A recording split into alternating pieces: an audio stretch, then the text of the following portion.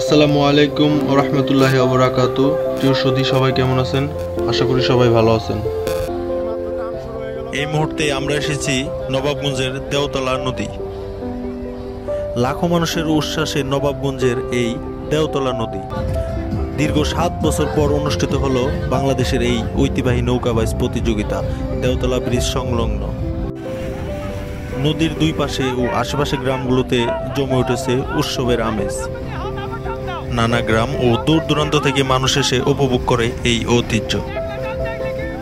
ছোট বড় মিলে প্রায় ৬০টি নৌকা অংশ নেয় এই প্রতিযোগিতায়।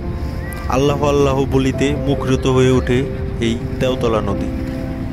কোনো প্রতিদ্বন্দ্বী না থাকায় চ্যাম্পিয়ন হন এই দেওতলার শিকদার বাড়ির নৌকাটি।